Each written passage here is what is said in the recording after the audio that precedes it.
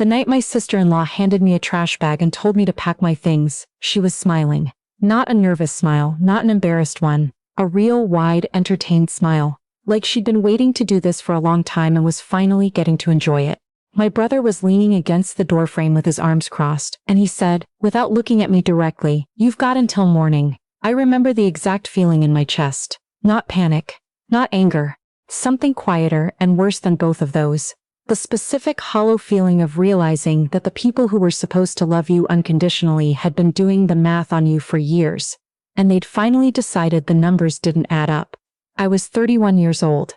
I had moved into my brother's house in Columbus 8 months earlier after losing my apartment when the company I worked for collapsed overnight and took my paycheck with it. I had savings, but not enough. Not for Columbus rents in this economy, not while job hunting, not while trying to hold myself together after everything fell apart at once. My brother had called me. He called me. He said, "We have the room, Lydia. Come stay with us. Family takes care of family." I should have remembered that my sister-in-law was the one who made the rules in that house. I paid them rent. $800 a month for a back bedroom with a window that faced the neighbor's fence. I bought my own groceries. I did not touch their food, their streaming accounts, their anything. I cleaned the bathroom I shared with their kids. I tried to be invisible in the way that house guests who overstay their welcome learn to become invisible. Making myself small in the mornings, retreating to my room by 8 at night, saying thank you more than any adult should have to say it in her own family's home. But I heard the conversations through the wall. I was not supposed to, but walls in that house were thin, and my sister-in-law's voice carried when she was not trying to hide what she was saying. She's been here long enough. She's comfortable. She's not trying hard enough to leave. She has interviews. She has excuses. And then, 2 weeks before she handed me that trash bag, I heard the real conversation. The one that made everything else make sense. It was a Friday night, and they had her cousin over for dinner, the one who worked in real estate, and I heard my sister-in-law say, "We give her until the end of the month and then she's out. Watch, she'll cry and beg and call your mother. She always needs someone to rescue her. She's never going to make it on her own, that's just the truth." I heard my brother laugh, a short agreeable laugh, the laugh of a man who had already decided whose side he was on. What I did not do that night was go downstairs and say anything. I lay on my bed in the dark with the ceiling fan turning slowly above me, and I thought about all the years I had believed that my brother was fundamentally on my side. I thought about our mother's funeral 2 years ago and how he had held my hand at the graveside and said, "It's just us now, Lydia. We have to stick together." I had believed him. I had believed that sentence completely. I thought about it for a long time before I fell asleep, when she handed me the trash bag on a Tuesday in January. A Tuesday, not even a weekend, just a random cold Tuesday. I did not cry. I think that surprised her. I could see it on her face, the small recalibration when I took the bag from her hands and said, "Okay, you have until tomorrow morning," she said, again, maybe because my reaction had not given her what she was looking for. "I heard you the first time," I said. My brother was still in the doorway. He said, It's been 8 months, Lydia." I looked at him for a moment. I thought about asking him if he remembered what he said at our mother's graveside. I decided it would not change anything. "I'll be gone before you wake up," I said. I went upstairs and I did not pack the trash bag. I had a real suitcase, a good one, a navy blue Samsonite that my mother had given me when I graduated college, and that I had kept through 4 apartments and 2 cross-state moves. I packed it carefully. I took everything that belonged to me, and I left everything that did not. I put my $800 worth of rent receipts in the front pocket of the suitcase, because I did not know yet why I was saving them, but something told me to. It was 11 at night when I finished. I sat on the edge of the stripped bed in that back room, and I looked at the window facing the neighbor's fence, and I thought, I have $240 in my checking account.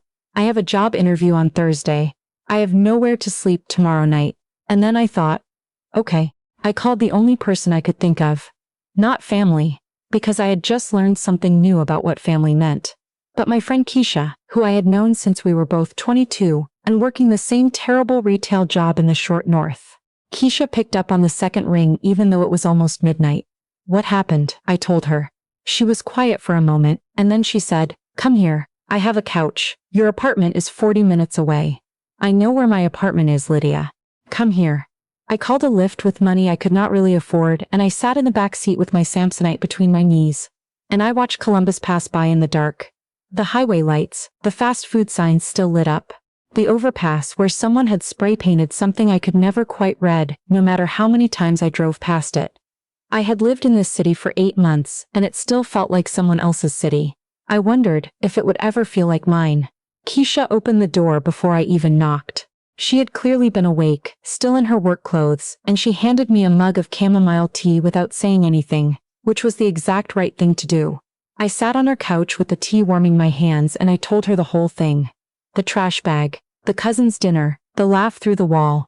When I got to the part about the graveside, she made a sound that was not quite a word. "You're going to be okay," she said when I finished. "I know," I said. I did not entirely know, but I said it like I did, and saying it out loud helped a little. I slept on Keisha's couch that night, with her cat tucked against my knees, and her neighbor's TV audible through the wall. And I made a list in my notes app of everything I needed to do. The list was long, and the problems on it were real. I needed a place to live, I needed income, I needed to figure out if I could get a deposit together, without liquidating everything I had. But lists helped me. Making a list at midnight on a couch that was not mine was the most in control I had felt in 8 months. The interview on Thursday was for an administrative coordinator position at a mid-sized logistics company in Westerville. I had interviewed with them once before, 3 weeks earlier, and they had called me back for a second round. I took the bus from Keisha's apartment wearing the blazer I had kept wrinkle-free in a garment bag through the entire suitcase packing. I sat in that waiting area with the kind of focus that only comes from having no safety net. When there is nothing beneath you, every step becomes very precise. The hiring manager, a woman probably 10 years older than me with reading glasses pushed up on her head, asked me at one point where I saw myself in 5 years. I told her, stable, contributing, growing. I said it like I meant it, which I did. She offered me the position 2 hours later by phone while I was on the bus back to Keisha's. It paid $52,000 a year to start, with a 6-month review. I sat in the back of the bus, and I pressed my forehead against the cold window, and I let myself cry for about 90 seconds, which was the first time I had cried since the trash bag Tuesday. Then I dried my face and called Keisha. I got it. She screamed loud enough that the woman in the seat ahead of me turned around. Getting the job was step 1. Steps 2 through 10 were all about housing, and housing in Columbus is not kind to people starting over. I spent the next 10 days doing things I had never had to do before, calling rental offices and explaining my employment situation with an offer letter as my only proof of income, filling out applications that asked for landlord references, when my last landlord of record was my brother's address, spending evenings on Zillow and Facebook Marketplace and the Columbus Reddit housing thread, looking for anything with a flexible move-in and a manageable deposit. I stayed on Keisha's couch for those 10 days. She never once made me feel like a burden. She bought extra coffee and cleared half her closet for my hanging clothes, and on the weekends we watched reality TV, and she did not ask me how things were going unless I brought it up first, which I learned was the exact correct way to support someone who is actively in crisis. On day 6, I found a studio apartment in Clintonville, 680 square feet, first floor, with a little galley kitchen and a closet that was technically a converted pantry. The landlord was a semi-retired contractor named Arthur who owned 3 properties and managed them himself. He was in his late 60s, wore a plaid flannel shirt to the showing, and looked at my offer letter for about 30 seconds before handing it back to me. "When do you want to move in?" "As soon as possible. I've had bad tenants with perfect credit and good tenants with complicated situations," he said. He was looking at the offer letter, not at me. "What I need to know is if you're going to take care of the place," I said. "Just that." "Yes." He called me the next morning. First month, last month, and a $500 deposit. I had it. Barely, and with help. Keisha lent me $200 that I paid back in full within 60 days. And I sold a piece of jewelry I had been holding onto, a gold bracelet from my mother that I cried about for an evening before deciding that my mother would have understood. But I had it. I signed the lease on a Friday, moved in that Saturday with Keisha and her boyfriend loading boxes into a rented U-Haul cargo van. And by Saturday night I was sitting on the floor of my own apartment eating Thai takeout from a place on High Street with the overhead light too bright and no furniture except an air mattress and 2 boxes of kitchen stuff. It was the best I had felt in a year. My brother texted me exactly once during those 10 days.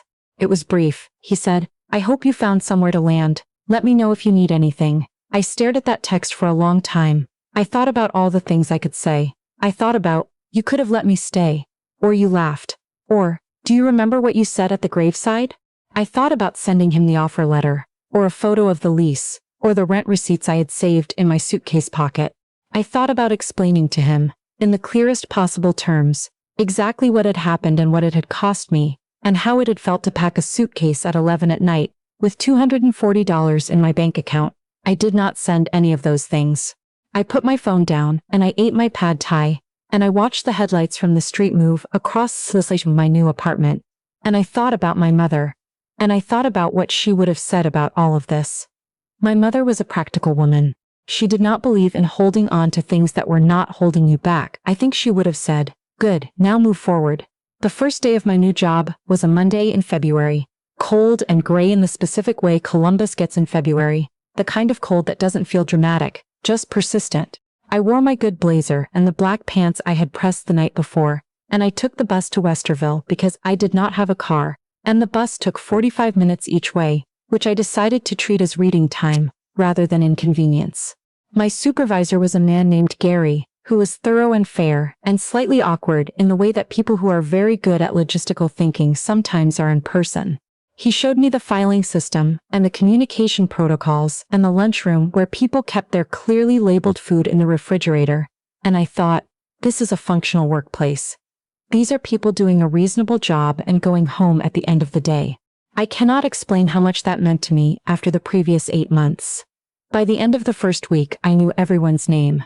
By the end of the second week, I had reorganized the vendor contacts spreadsheet in a way that my supervisor called genuinely helpful, in a tone that suggested he did not give that kind of compliment casually.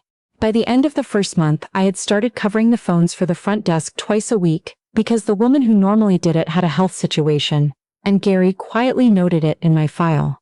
I was building something.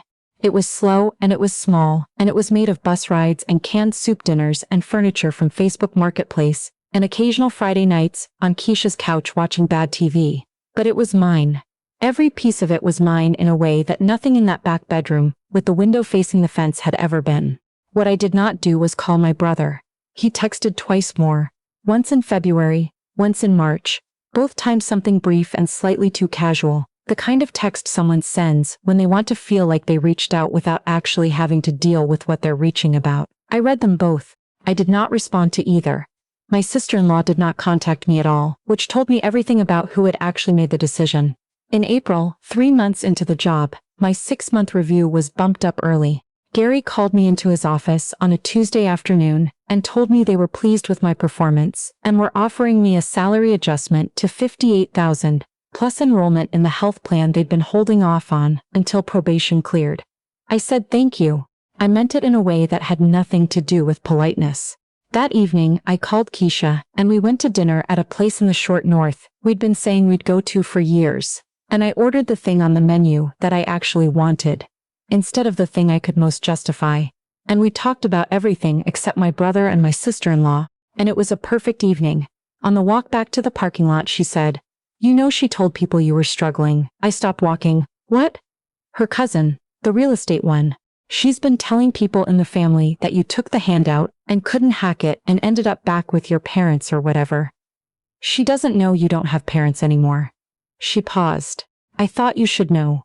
I stood on the sidewalk in the short north on a warm April evening with the restaurant noise coming from behind us and the street lights just coming on. And I felt something move through me that I did not have an immediate name for. It was not rage, it was something more like clarity. The kind of clarity that happens when you finally see the complete picture and understand that what you thought was an isolated bad thing was actually a system that had been operating for much longer than you knew.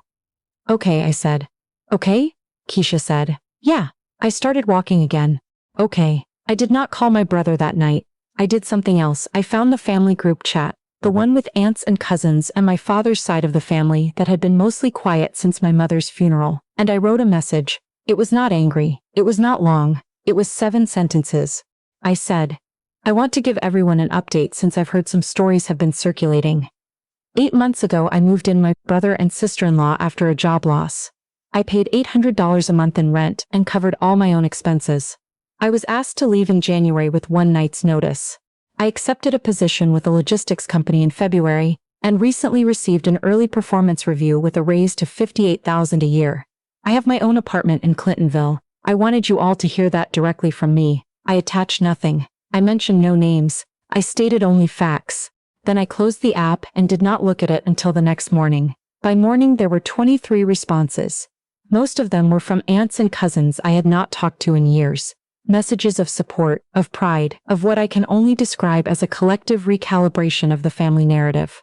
My father's sister, a woman I had always been a little intimidated by, sent a voice message that began, "Lydia, sweetheart, I had no idea." My brother sent a text to me directly, separate from the group chat. It said, "That wasn't necessary." I read it and I thought about what was necessary and what wasn't. I thought about a trash bag handed to me with a smile. I thought about a laugh through a thin wall on a Friday night. I thought about a graveside in November and a sentence about sticking together. I typed back, "I know." And then I put my phone in my bag and got on the bus to Westerville. And I thought about the stack of files on my desk and what I was going to organize first. And I watched the city go by in the morning light. My city finally, after all this time, and I did not feel angry. I felt clean. The specific, quiet kind of clean that only comes from carrying something heavy for a long time and finally being allowed to set it down. I have not spoken to my brother since. Not because I planned it that way. Not because I drew a hard line or made a declaration. It happened the way some things do. Not with a door slamming, but with a door closing quietly. And then neither person reaching for the handle. My apartment is real now in a way that Air Mattress Night could not have shown me. There is a second-hand couch from an estate sale, reupholstered in green fabric that the previous owner had done herself. There are plants on the windowsill because I learned that I could keep plants alive when I am the only one responsible for them. There is a bookshelf I assembled myself on a Saturday afternoon with a YouTube tutorial and a glass of wine, and it is slightly uneven on the left side, and I have decided I do not care. Keisha comes over sometimes. We cook dinner or we don't, we watch things or we talk, and occasionally she asks if I've heard anything from my brother's side, and I say not really, and she nods and does not push it, and that is what a real friendship looks like. I think about my mother a lot, which is maybe not a surprise. She raised the two of us alone after our father left when I was 9, and she was not a perfect mother, but she was a fiercely present one, and I think the thing I am most grateful to her for, the thing I did not even know to be grateful for until this year, is that she taught me how to take care of myself. Not gracefully, not without fear, but she taught me that fear was not a reason to stop moving. I understand now why she gave me that suitcase when I graduated. She was not being practical, she was telling me something. There is a moment I come back to sometimes, though I have not told anyone about it. It was the night I signed the lease for the Clintonville apartment, not the moving in day, not the dinner in April, but that specific night, standing alone in the empty studio for the first time after Arthur gave me the keys and left. 680 square feet of nothing, the converted pantry closet, the galley kitchen with the low ceiling, the window that faced an actual tree instead of a fence. I stood in the middle of the room and I said out loud, to no one, I made it back. And then I called Keisha to tell her where to show up with the cargo van.